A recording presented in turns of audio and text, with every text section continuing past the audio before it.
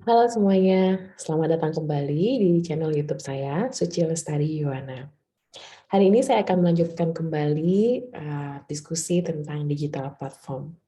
Di dua video saya sebelumnya, saya sudah mendiskusikan bagaimana kaitannya kajian ekonomi politik internasional dalam memandang perkembangan atau fenomena digital platform. Dan juga di video lainnya, saya sudah membahas tiga ketidaknetralan yang terjadi pada organisasi digital platform. Nah, hari ini saya akan melanjutkan diskusi tentang bagaimana platform digital dan dinamika ekonomi politik dari Global South. Seperti halnya pada isu ekonomi politik internasional lainnya, perkembangan digital platform tidak bisa dipisahkan dari dinamika geopolitik antara negara-negara utara dan negara-negara selatan. Pada umumnya, dinamika relasi antara negara utara dan selatan dalam struktur ekonomi politik global itu seringkali didasari dengan logika dependensi atau logika ketergantungan, di mana biasanya hubungan antara negara-negara utara dan negara-negara selatan tidak setara. Nah, dalam struktur kekuasaan yang timpang ini, negara-negara utara seringkali menjadi core atau pemimpin dalam politik ekonomi global, dan negara-negara selatan hanya menjadi aktor-aktor pinggiran atau marginal. Pembongkaran struktur ekonomi digital platform ini sangat sentral untuk merumuskan tantangan digital platform dan strategi-strategi bagi negara-negara selatan atau the Global South dalam tata ekonomi dunia pasca industrialis ini. Meski belum banyak penelitian yang menelaah topik ini secara mendalam, setidaknya ada beberapa fenomena terkini di bidang platform digital yang menunjukkan bahwa posisi aktor-aktor dalam wilayah selatan tidak selalu timpang dalam persaingannya dengan mereka yang berasal dari wilayah utara. Nah, mungkin bisa saja dari fenomena-fenomena yang akan saya diskusikan ini bisa menjadi pemantik diskusi atau juga bisa menjadi semacam awal mula inspirasi untuk melakukan kajian-kajian yang lebih mendalam dengan tema digital platform dari The Global South ini. Fenomena pertama yang ingin saya bahas adalah persaingan industri teknologi finansial atau fintech antara Global North yang didominasi oleh 4 aktor besar. Setidaknya ada 4 aktor besar, yaitu Google atau Alphabet, Apple, Facebook atau Meta, dan Amazon.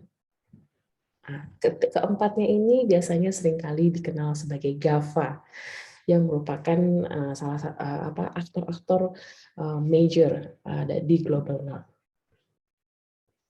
Lalu di Global South sendiri, atau dari Global South sendiri, itu setidaknya ada 3 aktor di bidang fintech, yaitu Baidu, Alibaba, dan Tencent, atau sering juga dikenal atau disingkat sebagai BAT gitu ya.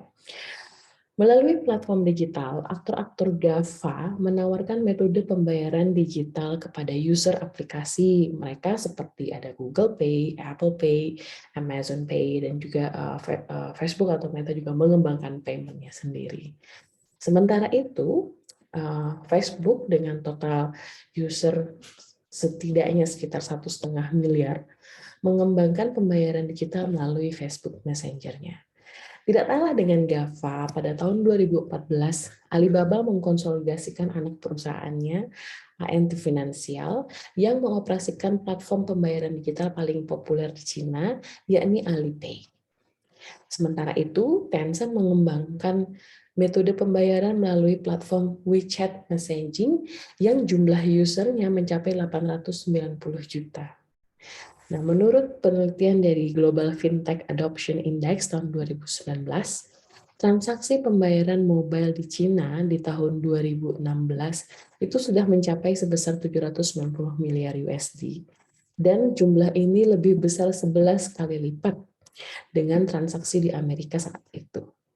Fenomena di dunia fintech ini bisa menggambarkan bagaimana ada aktor-aktor di Global South yang berhasil mengungguli aktor-aktor di the global north gitu dalam kompetisi ekonomi.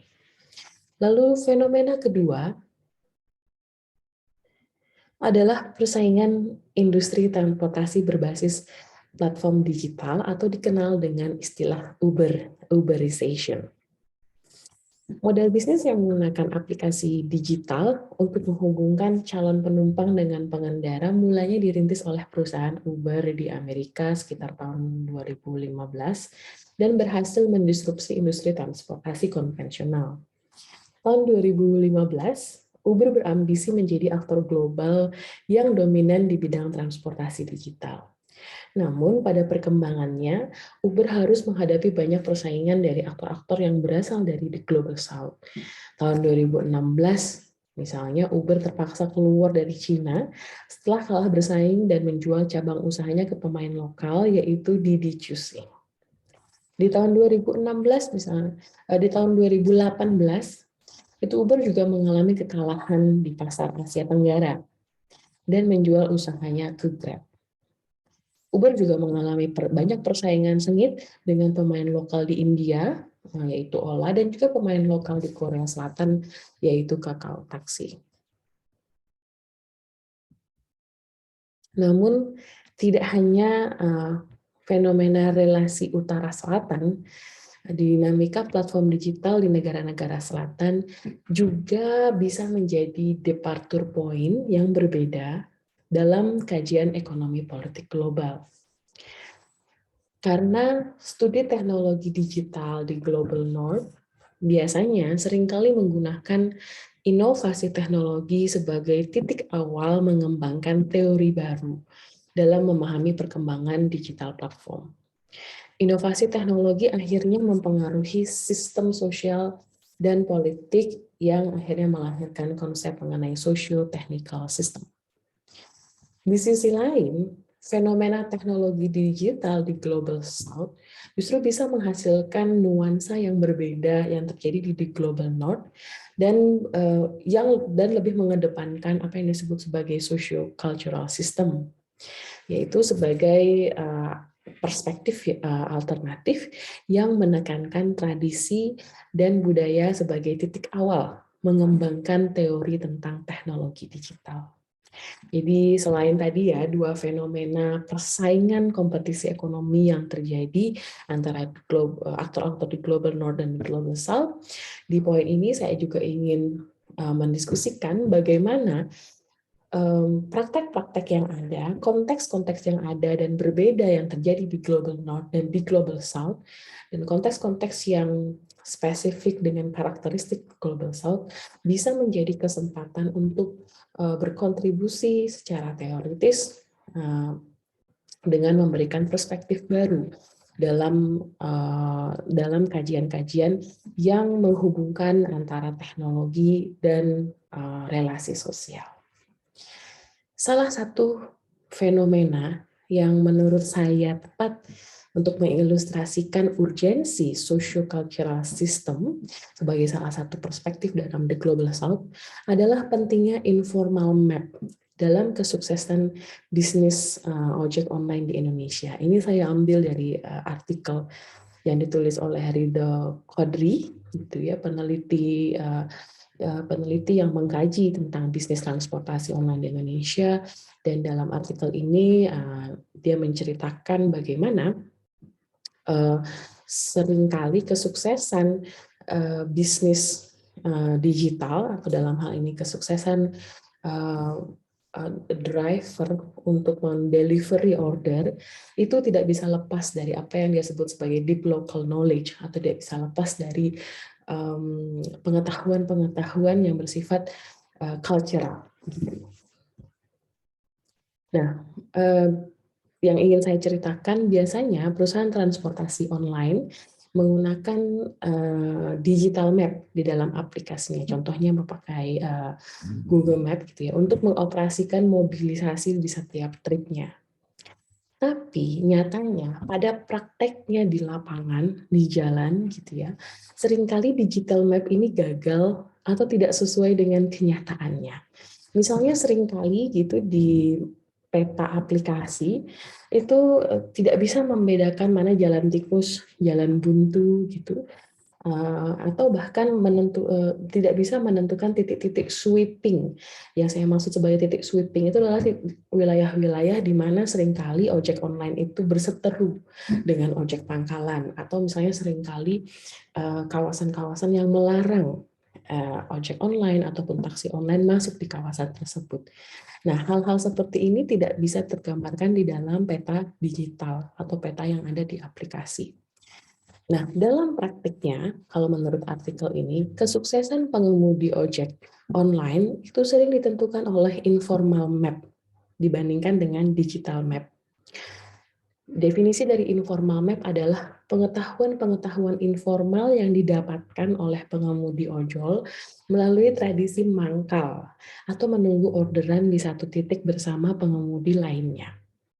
Dalam aktivitas mangkal ini, pengemudi ojol tidak hanya menunggu, tapi juga berbagi pengetahuan tentang jalur atau peta perjalanan dan membentuk komunitas-komunitas pangkalan sendiri. Kesuksesan trip ojek online ini bisa jadi lebih banyak ditentukan oleh informal map yang terbentuk secara sosiokultural dibandingkan dengan digital map yang terbentuk dari pemahaman sosioteknikal. Nah, ini adalah salah satu fenomena yang bisa menjelaskan urgensi pandangan socio-cultural system dan bagaimana sebenarnya ini menjadi hal yang perlu diadopsi. Perspektif untuk memahami socio-cultural system ini perlu diadopsi ketika kita mengkaji lebih dalam mengenai inovasi teknologi. Lalu perspektif socio-cultural yang lain, contohnya gitu ya, ada contoh yang lain yang lebih tepat digunakan dalam melihat bagaimana pekerja di sektor gig ekonomi melakukan upaya resistensi terhadap lingkungan dan sistem kerja yang kurang berpihak kepada pekerja. Ini saya ambil juga dari artikel yang ditulis oleh kolega di UGM, yaitu Mbak Wening Mustika dan juga Mbak Amalinda Safirani, mengenai fenomena ghost account, joki account, dan account therapy yang bisa ditemukan di Copenhagen Journal of Asian Studies. Menurut saya tulisan ini sangat menarik dan juga merepresentasikan pandangan dari The Global South. Karena di tulisan ini menceritakan tadi bagaimana pekerja di sektor gig ekonomi melakukan upaya resistensi terhadap lingkungan dan sistem kerja yang kurang berpihak kepada pekerja. Dalam perkembangan struktur ekonomi baru ini, kita melihat banyak upaya yang dilakukan oleh pekerja dari Uber atau pekerja di negara-negara Global North, utamanya untuk menuntut status yang lebih sesuai dan layak. Hal ini misalnya terjadi sebagai contoh di Inggris maupun di Amerika Serikat di media tahun 2019-2020. Sementara itu, tuntutan atas status pekerjaan itu tidak begitu banyak muncul sebagai demand resmi gitu ya di negara-negara seperti India, Indonesia, Ekuador ataupun Afrika Selatan yang juga memiliki perkembangan bisnis gig ekonomi yang meningkat. Upaya untuk melakukan tindakan hukum yang berbasis serikat nampaknya belum menjadi tujuan utama bagi pekerja. Meski dapat kita lihat di sisi lain terdapat upaya resistensi yang dilakukan sehari-hari. Nah, ini dalam artikel yang ditulis oleh Mbak Wening dan Mbak Amalinda ini menceritakan bagaimana everyday resistance itu terjadi sehari-hari di dalam konteks di ojek online di Indonesia gitu ya. Jadi di artikel ini menulis bagaimana di Indonesia bentuk resistensi sehari-hari atau everyday resistance ini oleh para pengemudi ojek dilakukan dengan membuat akun tuyul atau terapi akun atau akun joki yang biasanya tujuannya untuk memanipulasi algoritma yang dimiliki oleh platform sehingga pengemudi dapat menambah jumlah order mereka. Dan ini dilakukan karena menghadapi pemerintah dan negara yang masih berpihak terhadap platform, pekerja akhirnya fokus pada strategi yang sifatnya lebih pragmatis untuk paling tidak membuat mereka bisa bertahan dan tidak kehilangan sumber pendapatan. Nah, itu adalah fenomena yang kedua. Nah, setidaknya saya sudah mendiskusikan bagaimana fenomena-fenomena dinamika di Global South yang telah tadi saya diskusikan, menggambarkan dua potensi kontribusi kajian platform digital dalam ekonomi politik dengan perspektif di Global South. Pertama, teknologi digital berperan sebagai strategi untuk catch up atau strategi untuk outwitting yang digunakan negara-negara selatan untuk mengejar maupun mengungguli negara-negara utara. Lalu refleksi yang kedua, perkembangan teknologi digital di negara-negara selatan dapat berkontribusi menajamkan perspektif sosiokultural guna mengimbangi dominasi perspektif sosioteknikal yang mengedepankan peran sentral teknologi dibandingkan peran nilai-nilai tradisi dan budaya. Nah, harapannya untuk mendorong kajian teknologi digital dari konteks dan perspektif The Global South yang lebih mendalam, dalam video saya berikutnya, saya akan menyajikan agenda-agenda penelitian yang bisa kita gunakan, yang kita bisa lakukan untuk melanjutkan diskusi tentang digital platform dalam ekonomi politik global. Sekian video saya hari ini, mudah-mudahan bisa menjadi pemantik diskusi untuk meningkatkan urgensi menggunakan perspektif The Global South dalam melihat, mengamati fenomena digital platform dan bagaimana kaitannya digital platform ini terhadap ekonomi politik. Mudah-mudahan video ini bermanfaat. Mohon masukan dan kritiknya jika ada kekeliruan. Sampai jumpa di video saya berikutnya.